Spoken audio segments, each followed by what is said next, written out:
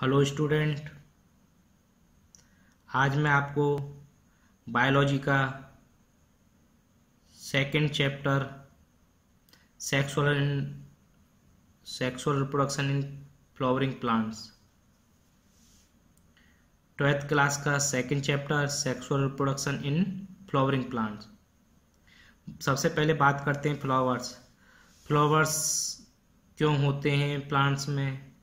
Flowers जो होते हैं वो सेक्सुअल रिप्रोडक्शन के लिए होते हैं, जिनसे कोई एनी प्लांट वो अपने आप को नेचर में कंटिन्यूस बनाए रखता है, वो है सेक्सुअल रिप्रोडक्शन। लेकिन हम लोग जो फ्लावर्स को उसके कलर को देख के अट्रैक्ट होना, उसकी सुगंध को देख के अट्रैक्ट होना, उसके बारे में देखते रहना कि ये क्या है कैसे है, इन सभी बातों पर ध्यान देते हैं। लेकिन फ्लावर्स जो रियली है वो सेक्सुअल रिप्रोडक्शन इन प्लांट के लिए होता है, जिससे फ्रूट एंड सीड डेवलप होते हैं, फ्रूट एंड सीड का फॉर्मेशन होता है। क्योंकि सेक्सुअल रिप्रोडक्शन के द्वारा फर्टिलाइजेशन होता है, तभी फर्टिलाइजेशन के बाद सीड एंड फ्रूट डेवलप होता है। लेकिन फूलों से हमारा एक पुराना लिंक है या रिलेशन है या इंटरलिंक चला आ रहा है, क्योंकि पहले से हमारे पूर्वज फूलों से या फूलों का उपयोग करते आ रहे हैं शादी विवाह कार्यक्रमों में, किसी को उपहार को देने में, या बोल सकते हैं कोई सजावट में, और जहाँ तक शोक कोई प्रक्रिया होती है उसी में भी फूलों का उपयोग होता है। इन सभी बातों को ध्यान में रख के, लेकिन ये तो कुछ चीज़ें ऐसी हैं जो हम उनसे अलग से यूज करते हैं, लेकिन उसका मुख्य कार्य है कि सेक्सुअल रिप्रोडक्शन करना। अगर हम बात करते हैं पार्ट्स ऑफ फ्लावर जो होता है उसमें डिफरेंट पार्ट्स होते हैं, जैसे कि थैलेमस, कैलिक्स, कोरोला, स्टेमन, पिस्टिल, ये कुछ पार्ट होते हैं जो उनके कुछ न कुछ एक निश्चित फंक्शन होते हैं। सबसे पहले बात करते हैं थैलेमस की। थैलेमस जो होता है एक स्टॉक जो किसी टहनी या कोई ब्रांच उससे निकला हुआ होता है एक स्टॉक से, और उसके ऊपर एक थैलेमस होता है जो सेंट्रल एक्सिस होता है किसी भी फ्लावर का। नीचे सेंटर एक्सिस बिल्कुल बीचा बीच में होता है। इसमें दे रखा है in a flower set of whorl और floral member are attached to a central axis called thalamus. ठीक है, ये थैलेमस जो होता है पूरा का पूरा फ्लावर का हॉर्ल पार्ट बोल सकते हैं, फ्लोरल पार्ट बोल सकते हैं, वो अटैच होता है एक सेंट्रल एक्सिस से। उस सेंट्रल एक्सिस को हम थैलेमस बोलते हैं। क्या बोलते हैं? थैलेमस। थैलेमस से थोड़ा सा ऊपर की तरफ चलेंगे तो वहां आपको ग्रीन लीफ लाइक पार्ट मिलेगा, जिसे हम बोलते हैं कैलिक्स। क्या बोलते हैं? कैलिक्स। कैलिक्स या sepals green leaf like part होता है। क्या पार्ट होता है? Green leaf like part. जो उसका कार्य है, उसका फंक्शन है, वो प्रोटेक्शन देता है। कब? बड कंडीशन, बड स्टेज में। बड स्टेज मतलब कि प्रीमेच्योर फ्लावर जो होता है वो हमें एक कली जिसे बोलते हैं, वो सेपल्स के द्वारा अंदर का जो होता है पेटल्स, रिप्रोडक्टिव ऑर्गन, ये सब प्रोटेक्ट होते हैं। किससे? कैलिक्स से। इसके बाद आता है दूसरा वर्ड आता है कोरोला। कोरोला जो होता है एक कलरफुल पार्ट। कैसा? एक कलरफुल पार्ट जो होता है, रेड बोल सकते हैं, वाइट बोल सकते हैं, येलो बोल सकते हैं। इस तरह के जो कलरफुल पार्ट होता है फ्लावर का उसे कोरोला बोला जाता है या पेटल्स बोला जाता है। और वो पेटल्स जो होता है पॉलिनेटर को अट्रैक्ट करता है फॉर पॉलिनेशन। पॉलिनेशन मतलब कि जिसके द्वारा सेक्सुअल रिप्रोडक्शन होता है, वो पॉलिनेशन को करने के लिए इंसेक्ट होते हैं वो अट्रैक्ट होते हैं। किसके कारण? पेटल्स के कारण। क्यों? पेटल्स या कोरोला के कारण। क्लियर। इसमें एक बार देखते हैं। इन ए फ्लावर हो गया ये आपका the outermost whorl in as of sepals and are called calyx. जो आउटर मोस्ट पार्ट होता है सेपल्स जिसे बोलते हैं उसे कैलिक्स बोला जाता है। और दूसरा पार्ट क्या है, कोरोला। कोरोला पेटल्स, वो उसके अंदर वाला पार्ट होता है। सेकंड आउटर इनर मोस्ट मतलब कि थोड़ा सा अंदर किसके, कैलिक्स के जो अंदर वाला होता है उसे क्या बोला जाता है, पेटल्स बोला जाता है। बात करते हैं calyx. The green leaf like outer part of the flower is called calyx. Clear है। कैलिक्स क्या होता है, आउटर पार्ट होता है फ्लावर का, उसे कैलिक्स बोला जाता है। उसका फंक्शन मैंने अभी बताया था, protect the flower in bud condition. Clear है, अभी बताया था बड स्टेज या बड कंडीशन में प्रोटेक्ट करके रखता है कैलिक्स। दूसरा आता है कोरोला। कोरोला जो होता है colourful part of the light coloured part of the flower is called Corolla. मैंने अभी बताया था आपको, कलरफुल या लाइट कलर पार्ट जो होता है फ्लावर का उसे कोरोला बोला जाता है। इसमें it provide colour and attract the pollinator for pollination. Clear. ये कोरोला जो होता है वो पॉलिनेटर को अट्रैक्ट करता है पॉलिनेशन के लिए, जिसके कारण मेल गैमीट्स फीमेल गैमीट्स के पास जाता है। किस लिए, फर्टिलाइजेशन के लिए। इसके बाद करते हैं हम मेल रिप्रोडक्टिव ऑर्गन और female reproductive organ. Mail reproductive organ होता है स्टेमन, जिसको हम एंडोसियम बोल देते हैं, और फीमेल रिप्रोडक्टिव ऑर्गन को क्या बोल देते हैं, गाइनोसियम या पिस्टिल या carpel. Is that clear. Male reproductive organ की बात आती है, एंडोसियम या स्टेमन कहा जाता है। ये स्टेमन जो होता है दो पार्ट से मिलकर बना हुआ होता है, एक फिलामेंट और एक एंथर। फिलामेंट जो होता है सपोर्ट करता है एंथर को। क्लियर है। और एंथर क्या होता है, जहां पर मेल गैमिट्स प्रेजेंट होते हैं या पोलन ग्रेन्स प्रेजेंट होते हैं, उस एंथर से रिलीज होते हैं पोलन ग्रेन्स। वो पार्ट होता है फ्लावर का मेल पार्ट। क्लियर।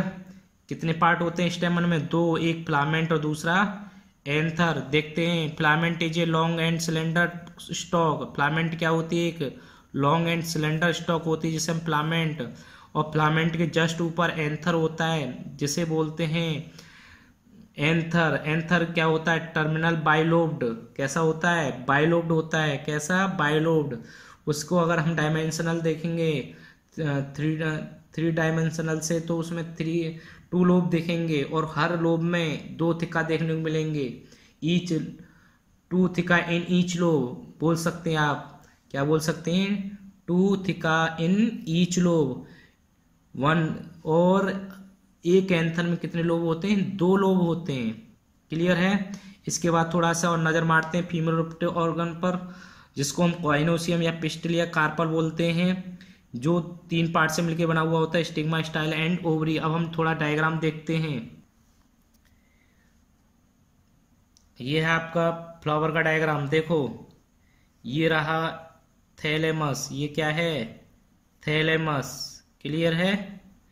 इसके बाद ये क्या है, green leaf like part, sepals या कैलिक्स बोल सकते हैं। क्या बोल सकते हैं, सेपल्स और कैलिक्स। इसके बाद ये कलरफुल पार्ट जो होता है ये वाला, इसको क्या बोला जाता है,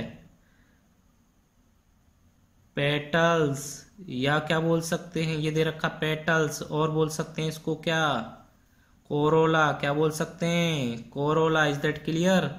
इसके बाद इसमें आपको ये देख रहे हैं बायोलोब्ड। ये बायोलोब्ड, इसको मेल पार्ट होता है, मेल रिप्रोडक्टिव पार्ट, इसको क्या बोला गया है, एंथर। देखो ये दे रखा बायोलोब्ड, इसे एंथर बोला जाता है। ये मेल पार्ट है। दूसरा इस एंथर को सपोर्ट करने वाला फिलामेंट, जो स्टॉक एंड सिलेंडर स्ट्रक्चर होती है, लॉन्ग एंड सिलेंडर स्ट्रक्चर। ये तो हो गए दोनों, एंथर एंड फिलामेंट दोनों। स्टेमन मतलब कि मेल रिप्रोडक्टिव ऑर्गन। इसके बाद आता है फीमेल रिप्रोडक्टिव ऑर्गन, जिसमें स्टिग्मा एंड ओवरी होता है। ओवरी आपको पता है थैलेमस में होती है, या थैलेमस से थोड़ा अपर साइड होगी। इसके बाद एक बीच में स्ट्रेट ट्यूब होती है जिसे बोला जाता है स्टाइल, और स्टाइल से ऊपर एक पार्ट होता है फीमेल रिप्रोडक्टिव ऑर्गन का, जिसे स्टिग्मा बोला जाता है। स्टिग्मा, स्टाइल एंड ओवरी, इन तीनों को मिला के पिस्टिल या फीमेल रिप्रोडक्टिव ऑर्गन या कार्पल कहते हैं। Is that clear. ये हो गया फ्लावर का डायग्राम। अब हम बात करते हैं एंथर की। एंथर कैसे कैसे डेवलप होता है। अगर हम थोड़ा सा नीट के पॉइंट ऑफ व्यू से देखते हैं तो एंथर जो होता है, प्रीमैच्योर एंथर, उसमें 2 लेयर होती हैं, 2 सेल टाइप, 2 टाइप्स की सेल्स होती हैं। एक पेरेन्काइमेटा सेल अंदर की साइड, एक epidermis cell. Is that clear. Anther जो होता है प्रीमैच्योर, अगर हम नीट के पॉइंट ऑफ व्यू से देखते हैं तो एंथर जो होता है वो 2 तरह का प्रीमैच्योर में, एक पेरेन्काइमेटा सेल और आउटर एक एपिडर्मिस सेल। क्लियर है। एक क्या बोला था मैंने, पेरेन्काइमेटस सेल,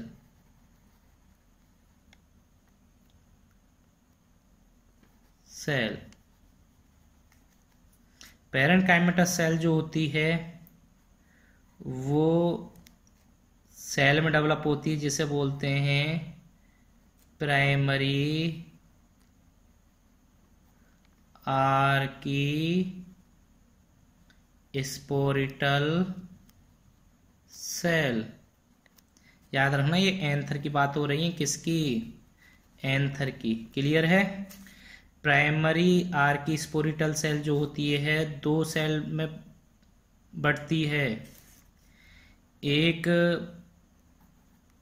प्राइमरी पेरिएटल सेल और सेकंड होती है प्राइमरी स्पोरोजीनस सेल। क्लियर है। प्राइमरी स्पोरोजीनस सेल जो होती है। अब बात करते हैं primary parietal cell. Primary parietal cell से 3 और मोर लेयर डेवलप होती हैं, और उनके नाम पता है आपको। सबसे पहले एंडोथीसियम, उसके बाद मिडिल लेयर, और उसके बाद होता है आपका टेपेटम।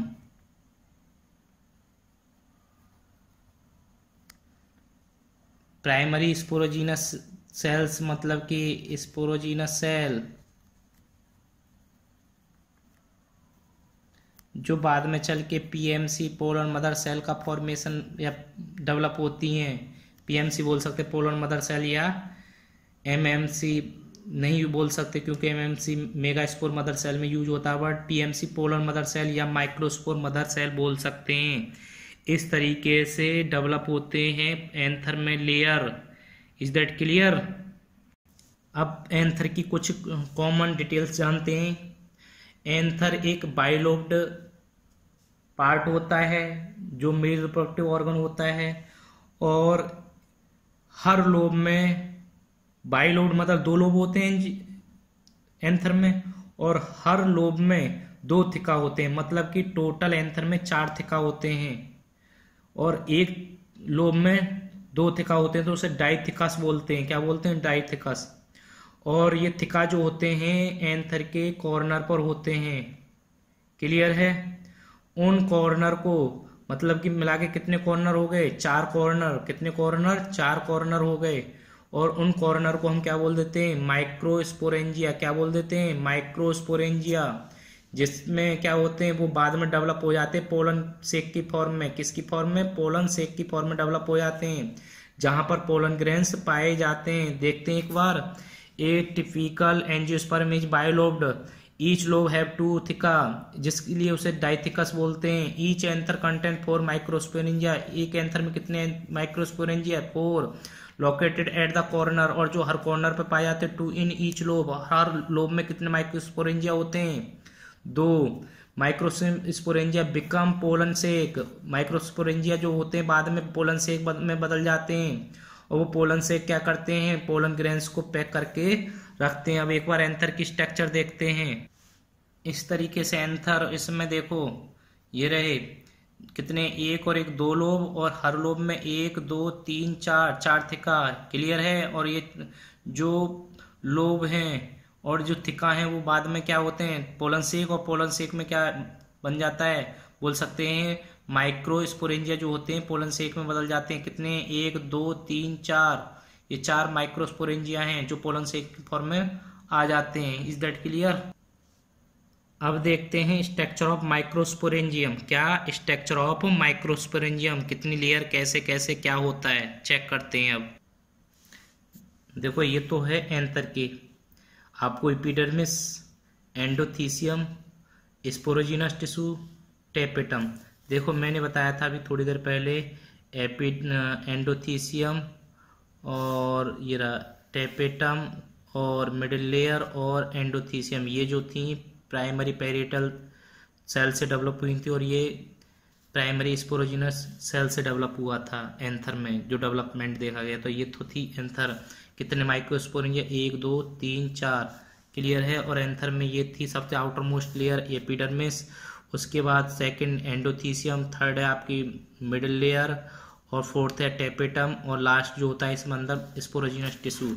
अगर बात करते हैं हम माइक्रोस्पोरेंजिया की स्ट्रक्चर, तो आपने पढ़ी थी एंथर की। माइक्रोस्पोरेंजिया की स्ट्रक्चर इस प्रकार है, देखो सबसे आउटर मोस्ट लेयर हो गई आपकी एपिडर्मिस, उसके बाद दूसरी लेयर हो गई आपकी एंडोथीसियम, क्लियर है, तीसरी है मिडिल लेयर और चौथी है आपकी टेपेटम। और टेपेटम से ही क्या होते हैं, डेवलप होती है माइक्रोस्पोर मदर सेल, ठीक है, अंदर की साइड ही डेवलप होती हैं।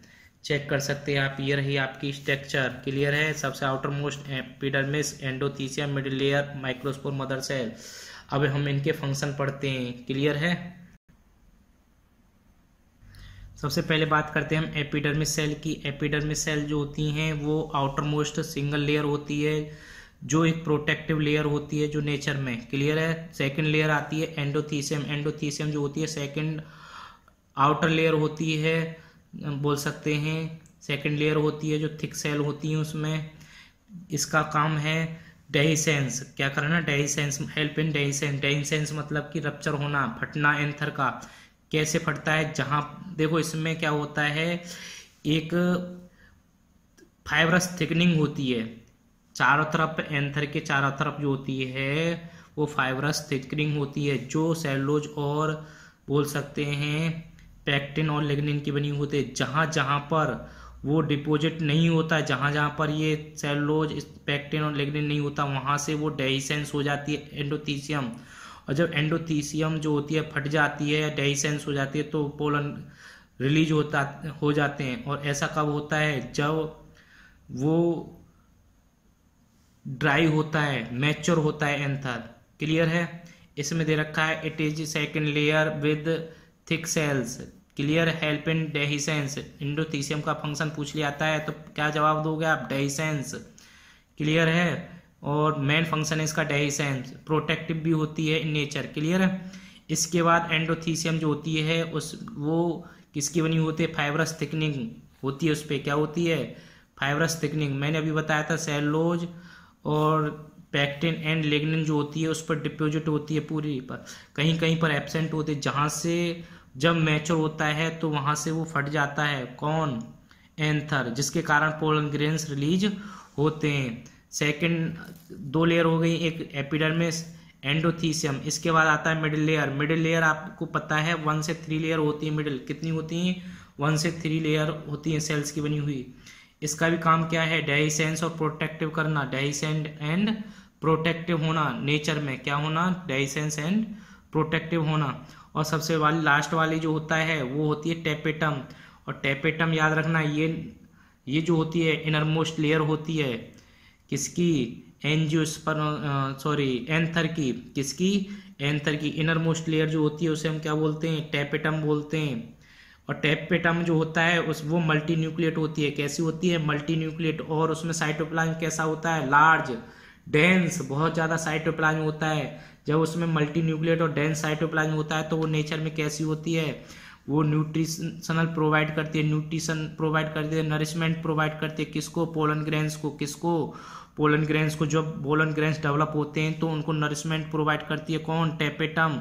कौन करती है, टेपेटम। टेपेटम जो होता है, क्लियर, इसमें दे रखा है the innermost layer is tapetum which is multi nucleate. उसमें क्या बहुत सारे न्यूक्लिएट होते हैं, with dense cytoplasm it nourishes the developing pollen grains. याद रखना इसमें जो होता है वो साइटोकाइनेसिस नहीं देखने को मिलता। क्या देखने को मिलता है? कैरियोकाइनेसिस, मतलब कि इसमें जो न्यूक्लियस डिवीजन होता है, ना कि साइटोप्लाज्म डिवीजन। तभी उसमें साइटोप्लाज्म लार्ज हो जाता है, लेकिन न्यूक्लियाई उस सेल में बहुत ज़्यादा देखने को मिलते हैं।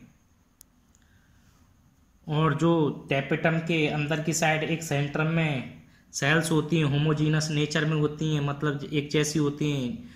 किसके? माइक्रोस्पोरेंजियम बोल सकते हैं, माइक्रोस्पोरेंजियम। मतलब कि टैपेटम के अंदर माइक्रोस्पोरेंजियम के सेंटर में होमोजेनस सेल जो होती हैं उन्हें हम क्या बोलते हैं? स्पोरोजीनस सेल्स, जो डेवलप होके क्या बन जाती हैं? Pollen mother cell. क्या बन जाती हैं? Pollen mother cell. और पोलन मदर सेल से आगे अगली वीडियो में बताएंगे कैसे कैसे क्या होता है, ठीक है। इससे अगला हम पढ़ेंगे टॉपिक माइक्रोस्पोरोजेनेसिस नेक्स्ट वीडियो में।